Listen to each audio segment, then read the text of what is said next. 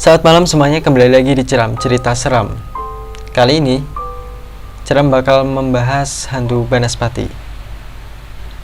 Sesuai dengan permintaan akun yang bernama Yofi, meminta untuk membahas mengenai hantu Banaspati. Oke, terima kasih sarannya bro, telah memberikan saran. Ya mungkin banyak kalian yang tahu mengenai hantu Banaspati, tapi di video ini bakal membahas mengenai asal-usul Banaspati hingga hal-hal yang dapat mengundang Banaspati. Ya, seperti biasanya kalian akan ditemani dengan cerita bergambar. So, nggak usah lama-lama, langsung aja nonton video berikut ini.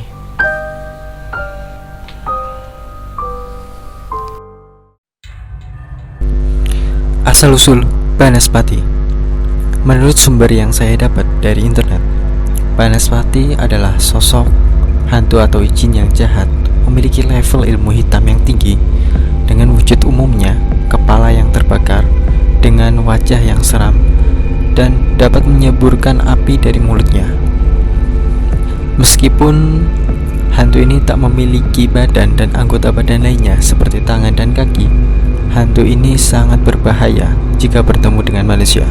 Karena hantu Banaspati pada umumnya dapat terbang dengan bebas, hantu Banaspati sangat ditakuti oleh masyarakat Jawa hingga cerita hantu Banaspati menyebar luas di Indonesia, tepatnya di Pulau Jawa sendiri dan Pulau Kalimantan. Ada juga yang mengatakan bahwa Banaspati sendiri bukan hantu, namun melainkan sebuah santet level tingkat tinggi yang berupa bola api yang bertujuan untuk membunuh orang yang ditargetnya. Menurut sumber yang saya dapat, wujud Banaspati seperti orang terbakar dengan posisi badan terbalik, kaki ke arah atas, berjalan menggunakan kedua tangan dengan wajah seperti singa yang terbakar. Ada juga yang mengatakan Banaspati berelemenkan tanah liat, yang suka memangsa entah itu manusia atau hewan dengan cara menghisap darahnya sampai habis. Minimnya info mengenai hantu kali ini membuat saya cukup kesulitan untuk menggali informasi mengenai hantu Banaspati. So, gimana menurut kalian? Ada yang tahu wujud hantu ini?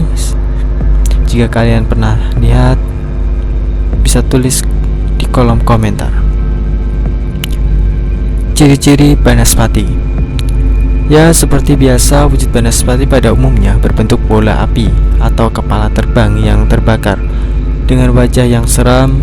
Ada yang mengatakan wajah tersebut nampak seperti tulang tengkorak yang terbakar dengan lidah yang panjang berupa api, gigi yang ramping terkesan tajam, dan sepasang bola mata yang melotot, seakan Banaspati tersebut memiliki sifat agresif menyerang.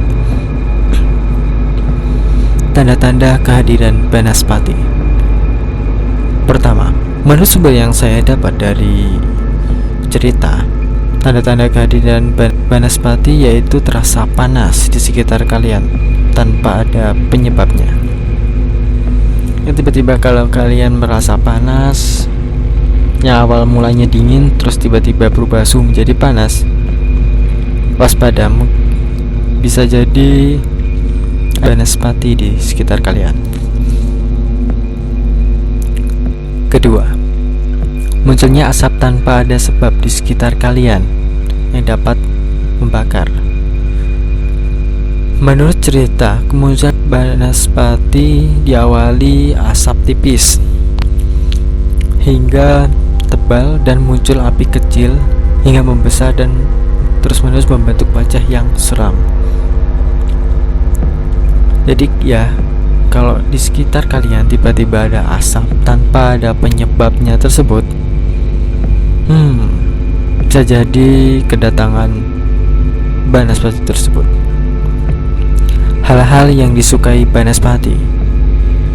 Menurut cerita yang saya dapat, konon Banaspati suka dengan darah, entah itu darah manusia maupun hewan. Jadi lebih baik kalau kalian motong ayam atau mungkin hewan yang bisa berdarah, jangan malam-malam, jadi pemali. Oke, yang kedua, Menurut sumber yang saya dapat dari internet, hantu Banaspati suka menempati bangunan yang sudah rusak, tak terpakai. Ada juga yang mengatakan Banaspati suka menempati di rumah kosong dan juga alas atau kebun liar, karena Banaspati juga suka bersemayam di pepohonan yang cukup banyak dan rimbun. Ya, bagi kalian yang dekat rumahnya kebun yang liar, hati-hati aja. Cepat tahu ada sesuatunya di malam hari. Hal-hal yang dapat mengundang kehadirannya. Belum ada kepastian hal-hal yang dapat mengundang hantu Banaspati ini karena minimnya info mengenai hantu Banaspati ini. Tapi jangan khawatir, berikut hal yang dapat mengundang hantu pada umumnya, termasuk Banaspati. Pertama, bersiul di malam hari. Bersiul dapat mengundang hantu apa saja, termasuk hantu Banaspati. Jadi bagi kalian yang suka bersiul, gue saranin jangan bersiul deh kalau malam hari. Yang kedua, bermain sendok dan piring. Bermain sendok dan piring juga konon dipercaya dapat memanggil hantu apapun, termasuk Banaspati. Jadi bagi kalian yang suka main sebelum makan, biasanya mending jangan mainin piring sama sendok, lebih baik main handphone ya. Yang ketiga, ritual pemanggilan setan. Kali ini dapat dipastikan dapat mengundang hantu, termasuk Banaspati. Contohnya bermain dengan jailangkung atau sesajen yang diiringi membaca mantra pemanggilan hantu Banaspati. Nah, kali ini pasti gue jamin kalian bisa ketemu dengan Banaspati. Didukung dengan tempat-tempat yang disukai oleh Banaspati tersebut, ya sangat mendukung sekali. So gimana, berani coba? Bagi kalian yang pernah coba, bisa tulis pengalaman kalian apa saja yang terjadi di kolom komentar.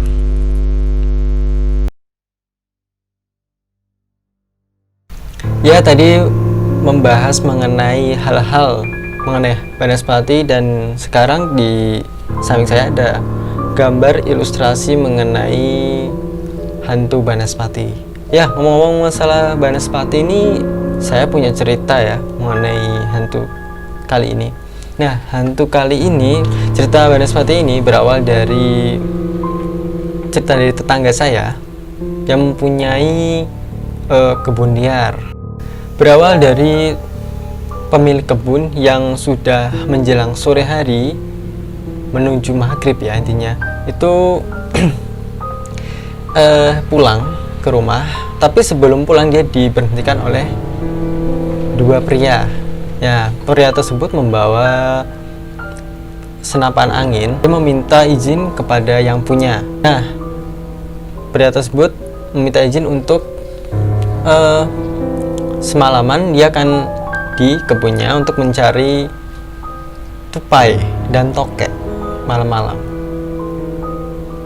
Oke, setelah pemilik tersebut mengizinkan, karena nggak ada masalah, mengizinkan si dua pria tadi yang membawa senapan tadi, dan akhirnya pemilik kebun tersebut pulang.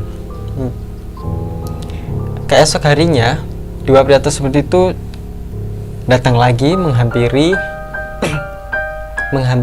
pemilik kebun tersebut pagi-pagi tapi. Oke, terus setelah itu dia tuh bercerita pengalaman malam di kebun tersebut. Nah, setelah itu dia cerita awalnya dia itu nggak ada apa-apa ya. Biasa si pemburu itu sangat berani banget. Biasa malam-malam sekitar jam 11, jam 10 tuh masih stay di situ untuk mencari tokek atau tupai. Nah, setelah itu nggak lama kemudian dia tuh ketemu dengan sekelebat cahaya pertamanya dari sisi pohon ke sisi pohon lainnya. Awalnya sih notice sih sebenarnya, cuman saat itu dua pria tersebut yang buru tadi itu menghiraukan cahaya yang sekelebat tersebut. Tapi nggak lama kemudian lewat lagi, dan akhirnya keseringan sekelebat tersebut lewat di sekitaran pria tersebut. Dan tak lama kemudian ada cahaya dari jauh di bawah pria tersebut itu langsung menyamperi. Dikira itu orang. Setelah dia samperi, dia lebih dekat lagi, dan ternyata api tersebut itu nggak ada yang bawa dan nggak ada pegangannya, karena dikira itu obor. Tapi ternyata itu sesosok makhluk ya seperti ini, Banaspati seperti ini. Dan mereka berdua langsung kabur, ninggalin tempat tersebut sampai jatuh. Dan paginya kembali lagi ke kebun tersebut dan cerita kepada pemiliknya. Nah, serem juga ya.